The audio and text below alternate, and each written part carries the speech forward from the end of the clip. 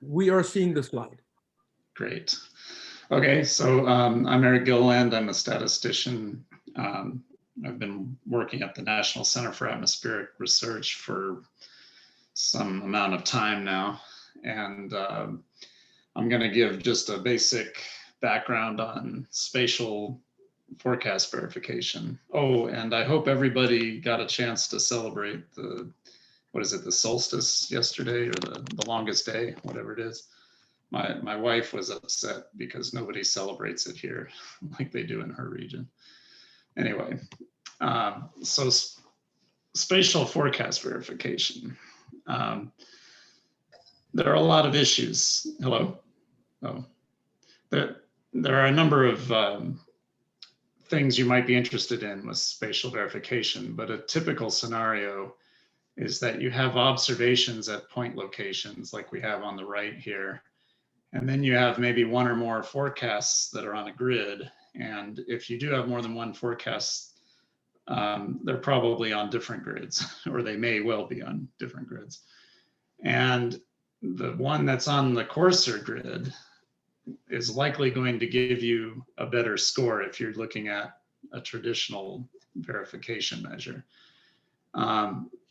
And so I guess the first thing to consider is your representativeness. You know, what does a grid point mean relative to a point location?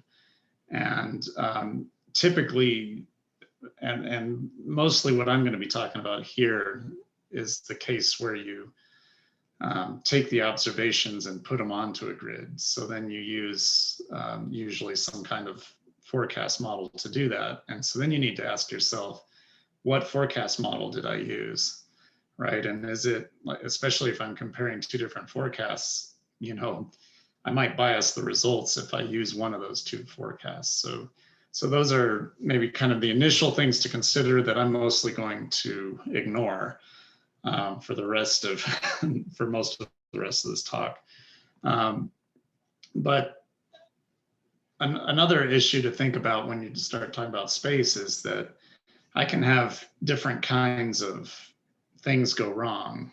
And so, for example, these green ovals those are going to be my observation, and then the pink are going to be different forecasts. The intensities are all, you know, the same, whether it's light green or light pink, or dark green, dark pink, they have the same intensity. Yeah. And you can see that in B, C, and E, if you do a traditional verification, you're going to get the same score for each one of those cases. But, you know, probably you're going to think that B is the much better forecast. So there's no diagnostic information. And when we start looking at things that are naturally spatial, you know, we really want to take into account things like shape and location errors. And then this other issue, and one of the reasons that your coarse model tends to do better, is you get these double penalties. So for example, everywhere, you know, in this first one in B, you might think, well, this is just a timing error, or maybe a spatial displacement error. But for that same error, I get misses everywhere there's green, and I get false alarms everywhere there's pink. And so in a lot of those scores, you're going to get penalized twice for this single timing error. So these are all kind of the things that brought about a kind of a rapid increase in development of new verification tools for, you know, for assessing forecast performance in the face of, it really came up with high resolution models, but it's, some of these issues are pertinent regardless. And then another thing to consider is user perspective. So thinking again about that case in B that I just showed, you know, is that a good forecast or not? And the answer depends on who you are, right? Because if you're like a watershed manager and you're interested in this watershed here, you got a lot of, maybe you got a lot of rain over that, and you didn't get a forecast at all of rain in your area. So it's maybe a really bad forecast. But maybe it's a really good forecast if your intended purpose is different. So for example, if you're doing a flight path, maybe you would have had to reroute your plane for either forecast. So maybe that forecast is pretty good. So you always need to keep those things in mind. Some of the earliest methods, like even before I think we started, or before people started realizing some of these issues, or maybe because they were realizing them earlier than most of us. Kind of the natural thing is, well, what if we can realign our forecast in space a little bit so that it better matches up spatially with the observation? And there are a lot of ways to do that. I'm mostly familiar with image warping, so I'm mostly going to talk about that, and I'm going to try to go through it quickly. But with image warping, you have your observation over here. This is Finn, and you can pick out landmarks, that are going to exist in your forecast of Johann over here. So the entire image warp is just a mapping. It just defines a mapping of these, what we call zero energy control points over. And I should ask, can you see my cursor? Yes, we can. Okay. Otherwise, you might have been lost as I've been cursing over things. Okay, so what you have with image warping is you define a mapping from these control points, what we call the zero energy control points, to the one energy control points in your forecast. And then what we want is the inverse mapping, which brings us to the deformed forecast. And some methods, maybe you deform both, in both directions, and there are reasons to do that. But the idea is, okay, we better align them, and now we can do our traditional verification or whatever we want to do. But now they're better aligned, and maybe we're interested in how much did we have to deform it. Yeah, just before I forget, these slides will be available. So I think this paper here has at least a list of a lot of the papers. It doesn't go into any detail about what they do, but just if you're interested in these kind of approaches. The nice thing about image warping is it provides a statistical model. So you have your observation at each grid point S is equal to your forecast at possibly warped grid points, and then plus some error. And this model allows you to do your typical uncertainty estimation, and you can account for spatial, that is, you can account for spatial correlations.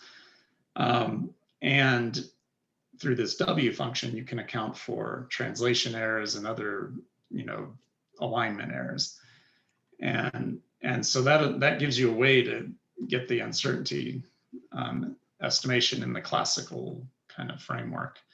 And note that this warp function is a multivariate function, so it operates on both sets of coordinates. And each one of these sets of coordinates involves a lot of parameters. So you have these nonlinear deformations from the zero energy. And I don't know if I emphasized, but that mapping between control points controls all of the points, not just the control points, but you only have to worry about the control points. But you have a parameter for each one of those control points. And then you also can break out just the horizontal translation errors. And the pros of at least the image warping is that you can write, as I said, using a statistical model. And let's see, it finds an optimal spatial alignment where you can obtain the amount of linear and nonlinear deformations. And you also can get a % reduction in error. And then ultimately you can use familiar traditional measures to apply to those fields. However, the cons are that warp function is not going to be unique, and it can be really difficult to implement. And even though there are a lot of tricks to kind of get the computational stuff, to get it computationally feasible, it can still be difficult to do. And then even if you get all of those things, it can still be difficult to determine, well, what is good versus bad, because, you can move things around in different ways in different amounts and then get different reductions in error and that kind of thing. And how do you decide between good and bad there? So it's like kind of introduces a new can of worms. And then some issues, and these issues, so the reason I'm starting with image warping is because or field deformation in general, it's a natural thing to do. And it's kind of what we're trying to do with a lot of the methods, at least partially. And these same issues kind of apply regardless. So for example, I have one field, it doesn't matter if I'm talking about forecast or observation here, but we got these purple circles, which would be one field, and then the gold circle is like the other field. And superimposed, you can see that they're all the same size circles, but they don't align at all. And so one thing I might do is I might move that gold circle up to match perfectly with the purple circle, but I could also move it down, and so it's not unique. I would get the same results essentially. And if I use more control points, I can do fancier things. So I might stretch it out so that I can cover both circles. And I didn't show it here, but if I add even more points, I could try and squeeze this part together so that there's less of this non-overlapping stuff here. And so that's what I mean by, what is the best way to do this, and so like I say, it's stuff to think about. It's one of the challenges. And another example is, from those ovals I showed earlier, there was this one where it looks like a rotation. It's actually a scaling error. And so you could rescale it and you better match, and that looks good, but you could also rotate it and get a pretty good match. And so again, it's like, is it a rotation error, a scaling error? And in general, it's not going to be so easy to figure that out. So just things to, stuff to keep in mind. And just to make sure I don't just tout my own stuff here. And again, we're always more familiar with our own work, but some other deformation methods that are of note are what I call the pyramid scheme of Kyle and Craig, which is nice. It's a much simplified version of field deformation that makes a lot of the issues I talked about a little simpler, although you still need to worry about some of them. My understanding is you need to do it on something like a precipitation field where you have a lot of zeros and then just some areas with activity. And then there's the optical flow, for example, from Marsbahn and Sandgaith. And Karen can jump down my throat if I say this wrong. My understanding is that works best if the two fields are pretty close to being the same. Like maybe they're just off a little bit in space. But that's, I'm going to leave it there for that. So getting on to, so the field deformation we often refer to as displacement methods, where we take the entire field and kind of try to torque it around until we get a better alignment. A more sort of brute force approach that still we consider a displacement method is a feature-based approach, and there are several of these. But the idea is, instead of trying to take the entire field and match them up, let's try to identify individual areas. And I'm just going to see, oh, good, okay. Okay, so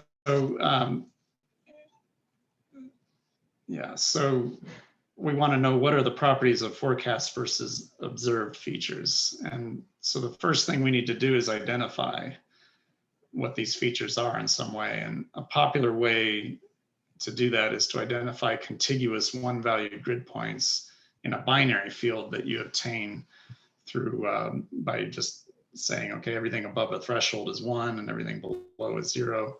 And you might, as is done in mode, you might actually smooth the field first in order to obtain more cohesive patterns. And then once you do that, then you could think, then there's a whole bunch of things you could do.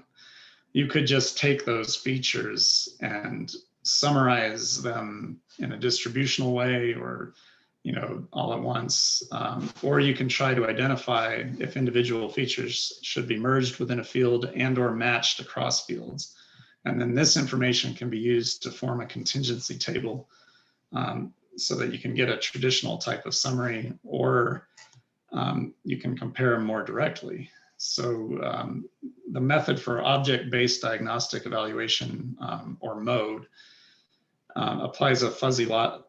So I should say, my understanding about mode is a lot more broad than that. And I've seen talks and papers where I think other people refer to mode as being sort of anything you do feature-based wise, more or less. But I think the original paper, you know, I think they were talking about applying a fuzzy logic algorithm along with various measures of comparison, such as the centroid distance, upper quartile of the intensities within the features, et cetera. But you can see, you know, from here, you might merge these features together and these features, and then in this case, they got matched across. And then this feature got matched with this feature. There were no features in the forecast that were not matched to something in the observations. So in this kind of feature-based sense, there's no false alarms. But there were features in the observation that didn't get matched the other way. So again, in this feature-based sense, there were some misses. And so you can see how you can kind of get back to the traditional, and it also gives you ways to evaluate the forecasts in a lot of different ways. Another, besides mode, another popular method was this contiguous rain area method. And essentially, so I should say, usually with mode, you use the centroid distance in order to figure out how to match features, I believe. With the CRA, they often, it's a minimum separation distance between features. And as a statistician, I don't like to say, okay, the CRA, you have to do this, and the mode, you have to do that. So I look at it as, you know, you figure out how you want to merge and match. But typically, if someone's talking about mode, they're probably using the centroid distance. And if they're using CRA, they're probably using this minimum separation distance. But what they do then is they do just a rigid translation. So it's like a field deformation, but just on the features, but just rigidly translating things. And then what's nice is that they have a really slick way of breaking down the mean squared error into different components. And I'm not going to go into a lot of detail on that because I'm not, it's not a method I've looked at a lot. But it kind of gets at that issue that I was talking about earlier of how do you summarize, you know, if you move things around and then you get the reduction error, whatever, you know, but how do you summarize that information? And one nice way is through this CRA. And did I give, I don't think I will add in. So this came from this paper by Ebert and McBride, and I just now realized that I didn't put the reference there. So I'll add that before I submit the slides, so it'll be there. So getting back to mode, there are lots of different ways you can compare these individual features. And for example, if you have an area ratio, so the amount of area of of the forecast feature divided by the observed feature of 1.3, that means that the forecast is 30% too large. If you have a centroid distance of 1 kilometer, then your forecast center of mass is translated by 1 kilometer in some direction. If you have an elongated feature, if it's a circle, then orientation angle doesn't make much sense. But if it's elongated, then maybe it's at some kind of an angle, so you can look at the angle difference. And so, for example, if that's 15%, then that means that the forecast is oriented 15 degrees from the orientation of the observed feature. And that's kind of depicted down below here. But you can also, so all of this is kind of, binary. And a lot of times when you're just thinking about the spatial alignment, you're just worried about the binary areas of things. But you can also go back to the intensities. And so you can look at, the intensities within the features. And so for example, if you could take the 90th percentile of the intensity, and if that's a half, then it means that the difference, then it means that your peak rain is a half an inch too much in this case. I think we need more information there. That I borrowed that slide from Barb Brown, and I think we need to actually know what the intensities were there to say what I just said. But so yeah, obviously didn't copy enough. There's a lot you can do though, because you also have to consider that you probably have a lot of cases that you're looking over. And so the nice thing is, you can summarize these properties in a lot of different ways. So for example, again, using the 90th percentile of intensity difference, these can be run on a lot of different cases, and you can do these nice box plots, which give you, so Karen was talking about, just looking at the variability of data rather than doing confidence intervals, whatever. Box plots are a great way to look at the variability because it gives you a lot of information. There are still confidence intervals in here because that's what these notches show. But nevertheless, it really shows the variability. And then you can say things like, all these models are under predicting except for this high resolution deterministic one that's in blue there. And yeah, and so, but there's sort of no end to the kinds of things you can do. And some things I think that are of interest are, how many features do you have and how big are they? Without even matching them up between, the two fields, you can just say, well, the observed features you tend to have, larger than this, or, this many of them. And then that can just be compared distributionally with the forecast. And you might even have a way of talking about what types of features. Are they small? Are they big? Are they elongated? Are they kind of curvy? Are they, what kind of shape are they?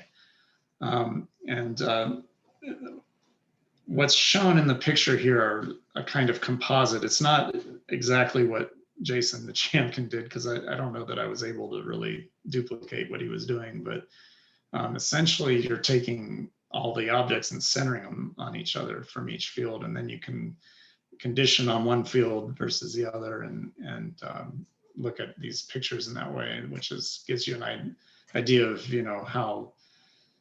how the features match just without matching them up. So there's a lot you can do with these feature-based approaches. And so I purposefully wanted to talk about those before what I call spatial dissimilarity measures. And it took me a while to settle on the term spatial dissimilarity measure. It took us a while to figure that out. But I think that's a good name for it, because ultimately, when you do a feature-based method like MODE, you're actually doing a kind of cluster analysis. And in a cluster analysis, you would have a dissimilarity measure, or a similarity measure. You can call it either one. But yeah, so spatial similarity, dissimilarity measure. You can use these on individual features, or you can apply this to an entire field. And what I'm going to talk about, I'm just going to be talking about applying to an entire field, but it applies also if you're looking at individual features. If you're just looking at a single grid point and you want to compare that to a set of grid points, that's relatively straightforward to do. There are different ways to do it, but what we're going to focus on is the shortest distance to the nearest point in the set. And let's see if well, I'll show you how I denote that later. I usually put it on this slide, but it's a lot less straightforward when I have two sets of points. You know, how do I compare set B with set A? And notice that set A is kind of two contiguous sets, because that can throw a monkey in the a wrench in the ointment. No, I'm not good on my expressions. So one way is, we talked about the center of mass, you know, so the centroid distance is just the distance between the centers of mass of the two features. And I mentioned that you use that in mode to merge and match features. And it's actually, I think, a pretty good tool for that. But as a tool just in general for comparing features, it's somewhat limited. It's a true mathematical metric, which is good for certain reasons.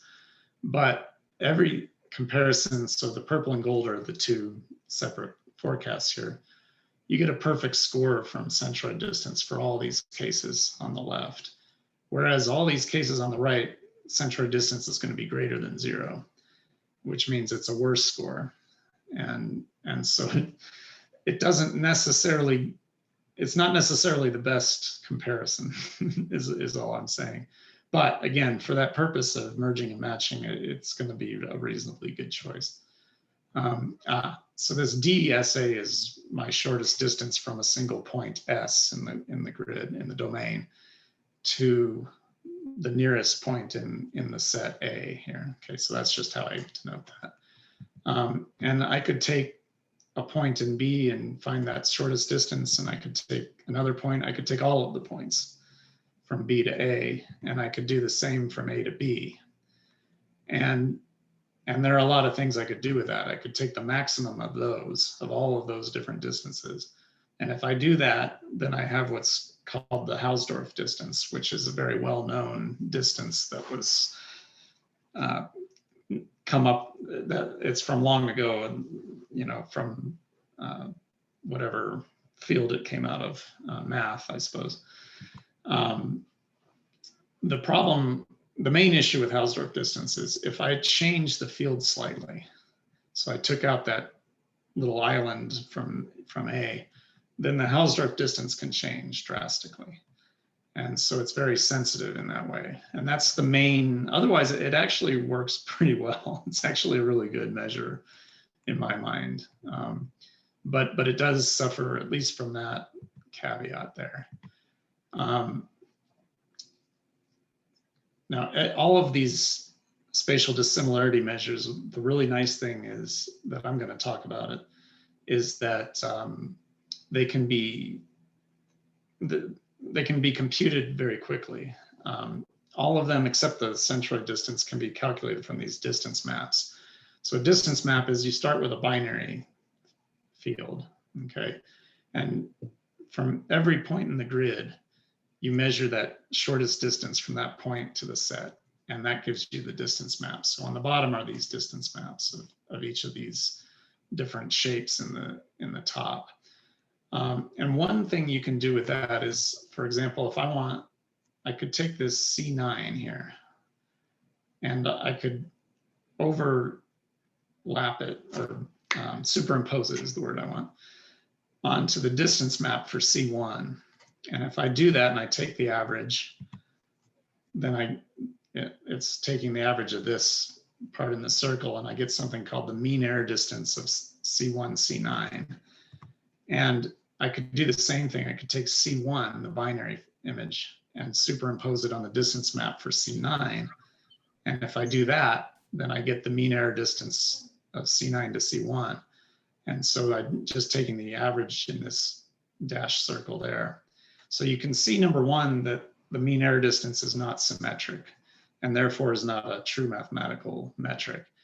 But that gives you information. If one of those is the forecast and the other the observed, it gives you some kind of information about false alarms versus misses. So it's very useful when you look at both directions in that way. and just showing the distance map only this time on a real field. So one is a observation. I don't remember which one. So one's actually an analysis and the other is a forecast. But if I just take the straight difference between those, I get this weird looking thing here. And if I first, maybe you might not be interested in stuff that's out way outside, way away from where there's actual activity. So you might do a cutoff. And so if I cut each of those distance maps off at 150 grid squares and then take the difference, then I get something similar, except just over here. And then if I do an LP average of these bottom fields, then I get something called Baddeley's delta. And Baddeley's delta, you can see I have these shortest distances. So it's just these difference in distance maps, possibly after first cutting it off, like I showed. Importantly, I take an average over the entire domain, and that can be problematic. And then there's just this one user chosen parameter. So if I take p equal to 1, I get a straight difference of this thing in the summand. P equals 2 gives the Euclidean norm. And if I take the limit as p goes to infinity, I actually get the Hausdorff distance, so, which is interesting. Then there's this measure. I'm not going to go into it here because there's just for reasons of time. But I came up recently with a measure that you can read more about in this paper here if you want. I ended up coming up with 2 just because the reviewers didn't like this one. But I like this one, this G beta. You have to choose beta, okay? But it puts everything between 0 and 1. And so like 0 is really bad, 1 is perfect. And the beta determines like how quickly you go from 1 to 0. And so how much it penalizes. And so I'm gonna skip all of that. And so some of these slides I put in here just for posterity because they're gonna be available. So the equations are in there. But I want to spend a little time on just some of the properties because I think that these issues are more general than just these spatial dissimilarity measures. But just to emphasize the different things you want to think about when you're doing spatial verification. So one thing that we didn't think about so much, I think, when a lot of us were making these methods, is what happens if there's nothing in the field. We really focus on features, for example, but what if there aren't any? What happens to the thing? And is it defined? And the large majority of them aren't defined. But then what if we come up with a way to define them? Well, then what if we turn a single grid point on, right? So now instead of an empty field, there's like 1 grid square with positive precipitation or something. Then does that totally change the answer, the value that you get if it had been empty from if it had been empty? And the answer is in most cases, yes. And it turns out it's really tricky to handle that. And that was part of, in coming up with this new measure, I wanted to handle those, what we call pathological cases, but they happen a lot. So even though they're pathological for us, you can encounter them quite often. Another issue is, what if I'm comparing these 2 circles, but what if they show up at a different part of the field? I should get the same answer, right? Regardless of where they're located, as long as they're the same distance apart and everything. And it turns out, so I didn't talk about this DFSS. That's a measure that Gregor Scott came up with that uses this fraction skill score, which I'll talk about in a little bit later, to try to get a distance measure out of it. So it shows up in these slides just because I took slides that I already had, or so there may be some things that I didn't talk about that show up in here. But Baddeley's delta and this DFSS don't necessarily give the same answer for each of these. I will say it's not that bad. The difference in the measures are not astounding. but they do change depending on, and so, it's just something to keep in mind.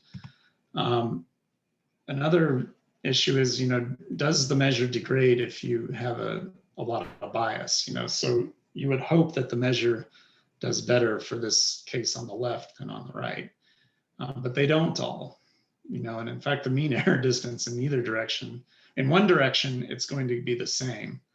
And in the other direction, it's actually better, because if you look from the blue to the red, you have a shorter distance on average from the blue to the red than you do here, because over here you have a longer way to go. And so that's the reason for that. And that's really the main issue with the mean error distance. Otherwise, I think it's a pretty good measure. I really have found it to be quite useful. Let's see. Then there's another question, which is, what if, so I was talking about, what if we turn on a single grid square, and does that totally blow up the measure? Well, maybe that's a good thing, right? Because maybe that means that there's a really severe storm, maybe tornadic weather. Or maybe it's not a good thing, because maybe it's just noise, it's just like a little bit of precip, and we really don't want that to influence. So you actually need to consider, what is the summary going to tell me about that? And what do I, as a specific user, want to know in terms of whether I should use this or not? And so, for example, of these, only the Hausdorff distance is going to blow up here, which, remember, I said that was an issue with it. I would say that it's actually a good thing for the particular case when that small area is important. The G beta is a qualified yes, because it depends on your choice of beta. So going in, if this is your situation, you would choose a small beta, and then yes, it works. The mean error distance, it just kind of depends on where things fall in the field, but it does work, because it actually brought to my attention a small area. It was driving me crazy. I was trying to figure out why it was blowing up on this one case that looked like all the others. To the eye, you couldn't tell, but then it turned out that yes, there was this small area of activity out in the middle of nowhere where there was no activity in the other one. So it can actually blow up for those. Another issue is, what if I have a perfect match in part of the field, but otherwise there's some other error, and so ideally you would like this case to have a better value maybe than here. And it turns out that a lot of them give the same value, including the ones I recently came up with. I wasn't even thinking about that. But some of them do give you a better value, like that DFSS and the Baddeley's delta. But you can also turn that around, right? And say, does it correctly penalize for the part that you got wrong? And so again, you have to think about the user that you are. And I'm not going to go into all this. This just summarizes these results. And again, the slides will be there for you. And it's also this tables in the paper that I did. So now, but just to go back to those geometric cases again, we can think about ranking these cases, and these spatial dissimilarity measures are really a good way to do that. But you can see that they're going to give you a different answer depending on which one you use. Notice that the Hausdorff, this is actually G beta here, and I don't remember what value of beta, but and then this is the mean error distance, and something I didn't talk about, the Z, and then Baddeley's, they give you that this case is the best, but they don't always, so the mean error distance, it depends the direction you go. And for example, you can get best from the mean error distance, because if you go from this to the large oval, it's the only one that overlaps, so you get a very small value. But otherwise, you can see, in my opinion, Hausdorff did a really good job, and I like the way my measure ranked them as well. So Again, you can look at that on your own. How am I doing on time? I need to end in 15 minutes. Is that correct? So I think I'm actually good then, unless I need to end sooner than that. Then I'll keep going. I think 15 minutes is about, let's see, 7:42. Well, okay, technically we're supposed to have 45-minute talks with 15 minutes left for questions, but I'll stop you. Keep going. Okay. Yeah, so one thing to think about, again, I'm not going to say a whole lot about it, but you know, on that first slide or so, I mentioned, okay, you typically have observations at a single point, and then you have a gridded forecast. And one way to kind of get around this issue of representativeness error and such is to think about, and I want to say too, and I didn't put it in here, so I'll put it in later, but there is a reference recently, and I forget even the authors' names, but I have it written down. I know Barbara Casati was one of the authors, but they do something kind of similar to what I'm talking about here. It's a little different, but anyway, so you can have this single point where maybe you're sitting here, and you're really maybe just interested in sitting here, you know, and you want to know, you know, how far away is the forecast for this, and did it actually occur where I'm sitting, and that kind of thing. And so you could do that shortest distance, and you can also look at the bearing, which, you know, is just, I'm using a reference of north, and it's just the angle from that reference to the direction that you are to the point. And notice the bearing from where I'm sitting to the forecast is different from the angle I would get here from the forecast to where I'm sitting. So keep that in mind. But there's a lot of things you can do. So if you have a whole lot of cases and different things, a circle histogram can be really nice, because you can set the bearing, you know, and see, okay, how often is that forecast at a particular angle?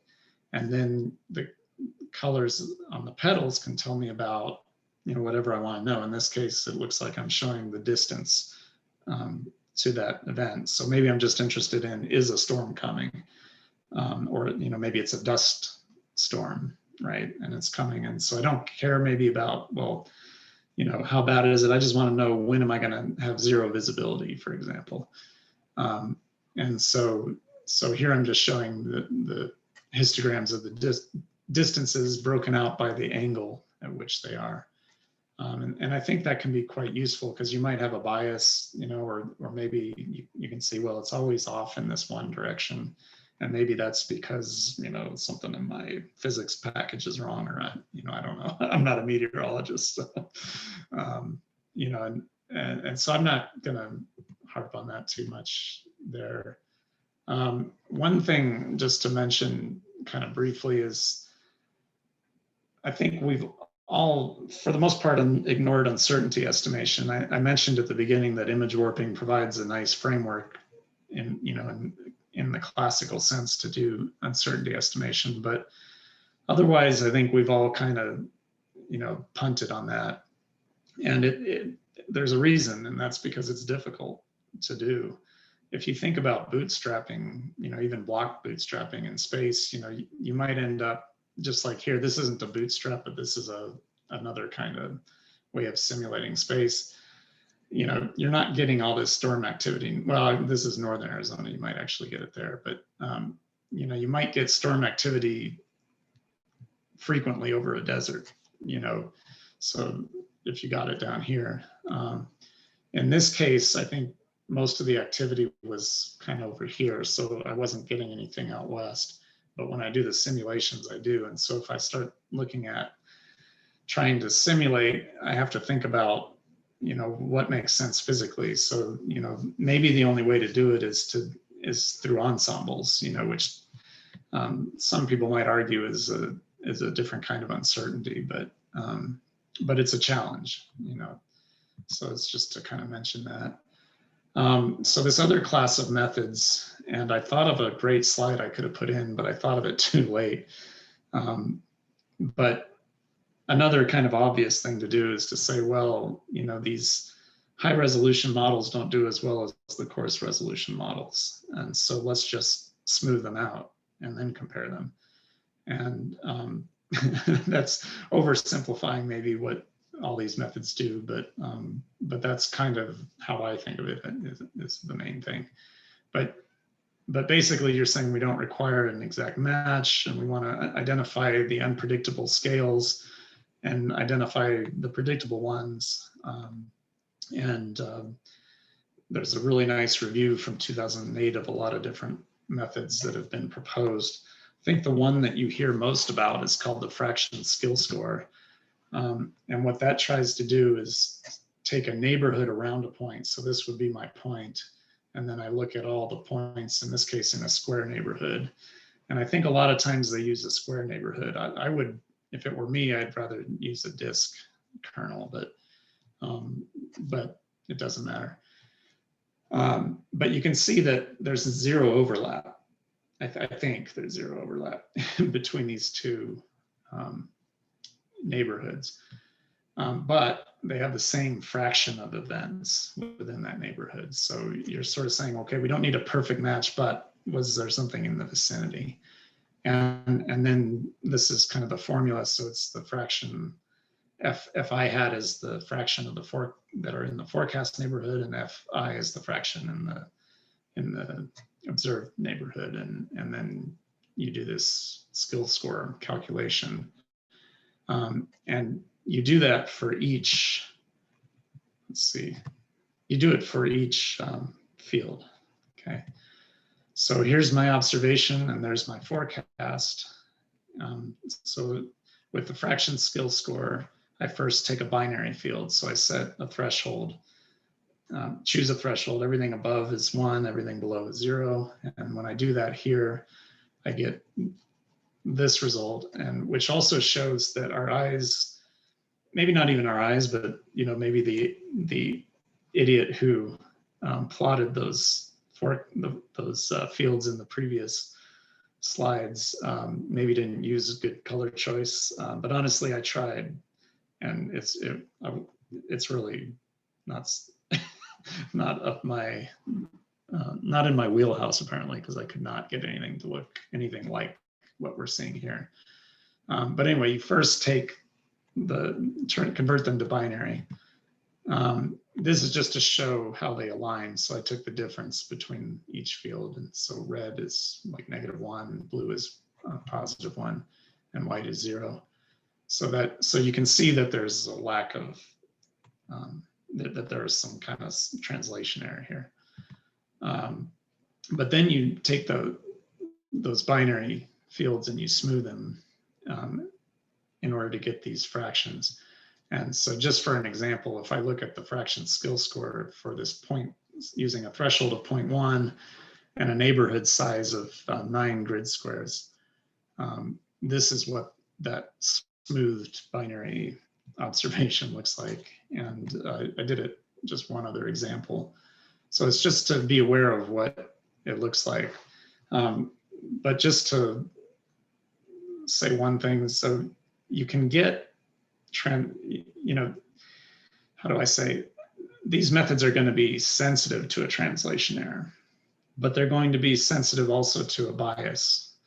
And so you don't know, you can't tell from looking at the results, is that a translation error or, you know, so just to kind of mention that. And so I don't need to talk about that. You can also do more of a bandpass filter. And I realized too late that I should have shown this. I should have done my wavelet decomposition on this field for the intensity skill score from Casati et al. And again, I need to go back and add the references. But everything I'm going to be talking about should be done on this field, but I'm showing the decomposition just for this field. Okay.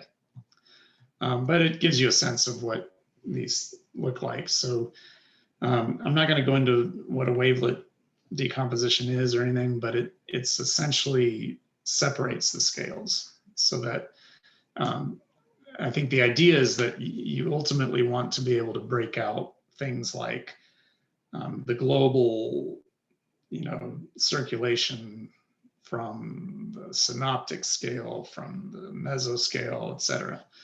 And then look at the details within those, and you can calculate your whatever scores you want, and the intensity scale is a specific one. But spatially, there are different ways to do wavelet analysis, and the most common way is to do it to do the univariate one, but in different directions, so horizontal, vertical, diagonal, and then you have to kind of combine these results. There are maybe better ways to do it spatially, but that's, I think, the more common. And so these are just looking at different scales. And so the idea is to try to pick out the details within those scales. Here's, I guess I did put the one of these skill scores from the Casati et al. Paper up here. But again, just like with the smoothing filter version, you can have different thresholds and different neighborhood sizes, so essentially their neighborhood sizes, right? These different scales. The difference though is when you go along this way with those smoothing methods, you're always going to get better as you go to the right. With this scale separation, you can go up or down, and you could take these wavelet decomposition and decompose, and then apply any of these methods. So you could do the feature based on it, and it's a really good idea to do. And it can also get at getting rid of some of the spatial correlation and things, and so you can think about getting the uncertainty from those. There's a really good review of on a lot more recent wavelet methods that I'm not even familiar with anymore in this paper here. There's also another way to do multi-resolution analysis that's more spatially relevant. And I think they even have the computation up. So this tech note that I did, there's no hope of doing on a large field, but apparently now you can do it. So there are references there. Software, you have the model evaluation tools, or MET. There's the DOI, that paper's available. I don't think it's been actually published yet, but I believe it is available online. I have an R package that does a lot of these methods. And then our website, which is, unfortunately, they're doing it to us. They're moving the domain.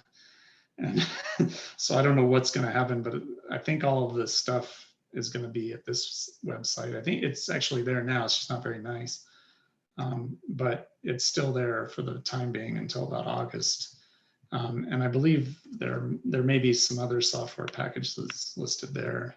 But that's really it. I don't think I need to go through the summary since we're getting down on time, because it would just be repeating everything I said, only quicker, So I'll leave it there. Great, thank you very much, Eric. I know lots of the organizers and the next lecturer, for example, may have felt nervous about letting you go this late to 8 o'clock, but you started out late, and I'm looking at the questions. There aren't any anyway, so I thought it would be good to just let you keep going and tell us all the other things. So are there any questions that anyone was too shy to put in? Okay, here we go. Nice talk, Eric. I have a question. Go, please. Hi, Eric. This is Raghu. I have a very basic question as to, before we apply any of these sophisticated spatial methods, I should say sophisticated spatial methods, do we expect like a minimum requirement from the model performance? Like the model should be at least this good before we apply the spatial methods? Yeah, that's a good question. I think for the most part, my experience is that you really need to take a series of cases for the specific forecast and variables and things that you're looking at. And by variables, I mean parameters, I think, in meteorological terms. And look at some of them, some test cases ahead of time to get a sense. Because most of these methods, if not all of them, as soon as your domain changes, and you're always changing the domain, as soon as you change that, you know, they're all the values are going to change.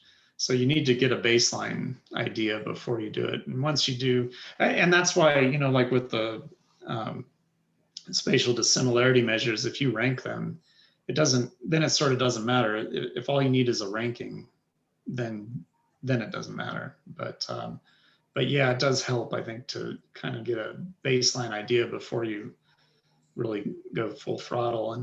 And that actually reminds me to mention one other thing. Everything that I was talking about, you know, there's all these computational tricks on these regular grids to get those. As we start moving to these triangular meshes and things, I'm not sure, I don't know enough about it. I know there are ways to do fast computation on these triangular meshes, but at least my software that I mentioned, the Spatial BX, it uses these regular grids and these tricks for that. So I don't know what's going to happen. You know, you may have to convert your triangular mesh to a regular grid. I don't know. Or somebody's going to have to come up with better software than I did. But Okay. Yeah, thanks. Now Barbara Casanti has made a comment to everyone. It's written there, but so we can read it still. But I see Barbara Brown wants to make a comment. So Barbara, do you want to make it? Yep, I'm here. I'm gonna, so basically I wanted to just mention, I know Eric, let's see myself here, but hope you can see me. Eric Yes. mentioned that it's difficult to measure uncertainty for a lot of these measures and that people generally don't. And I kind of disagree with that, Eric. I think there are ways to do that, just like there are for other verification measures. And even sometimes it's even as simple as looking at distributions of values. And that's true. I did show those box plots, didn't I? Yeah. So, but there are. I think we can also do other things. But that at the very simplest level, that's one thing that we can do. So. Right, and that goes back to Karen's comment, because yes, we can do the box plots. I think when I said that, I was thinking more about doing these formal kinds of tests, But I think you can do that too, probably. We just haven't. Yeah, you can do, because you know the variability. You can measure the variability somehow. Yeah. And I know with MED, I think what gets done a lot is you get the summary scores and then you bootstrap those summary scores, which gives you part of the uncertainty there. It just depends on what kind of uncertainty you want to account for. And yeah. Okay. So Barbara Casanti, do you want to speak up on your comment here, or do you want to comment on what you've Yeah, because I written, can't see the chat yet. Unless Oh, Yeah, I'm making Sure. executive decisions here for you. Yeah, sure. So I just wanted to point out, it's in the comment, that there is a very subtle difference between the two classes, the neighborhood and the scale separation, because the neighborhood uses a low pass filter, so essentially gets rid of all the small scales for increasing scales. Instead, the scale separation has the small scales alone, medium scales alone, large scales alone. So really, and assess each scale individually. It's true though that, say, the results seem similar, but there is actually it's not only a philosophical difference. Actually, you actually look at the scales separate. Instead, in the neighborhood, you never look at the small scales alone. You always have the large ones in it. That's I just wanted to say that. Yeah, and that's why I mentioned that. Yeah.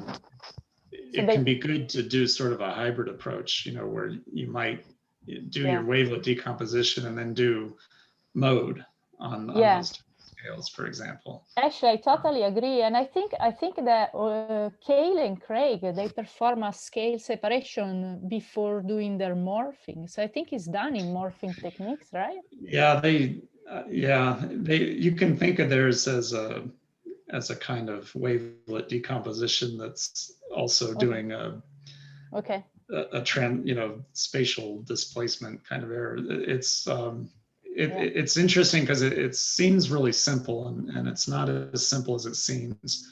Okay. But it's much simpler than image warping. And how does the DFSS, the distance using the fraction ski-scores, essentially uses the smoothing to identify the features? How does it work? I don't know enough about it. I know that it's not defined if you have a bias, so you have to use a percentile threshold, is my understanding.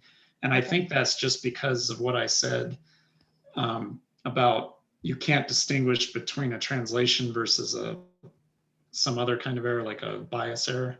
I think that's the reason why, but honestly, I don't know enough about the DFSS. That's why, you know, it got into the slides because I was stealing slides from other talks, but I probably should have taken it out, or, you know. Yeah, no, I agree with your last comments. I think that a lot of those methods are now merging, taking advantage of the strength of each one. And I stop now because otherwise the chair will kill me. Well, no, when it's exciting, it's exciting. And we're only just a few minutes. We're on time because Eric actually started 3 minutes late anyway. So unless there are no other questions, unless there are any other questions, I'll resign and hand it over to Nachiketa. Thank you again, Eric. Yep, thanks. Thanks. Let me start with the sharing the screen.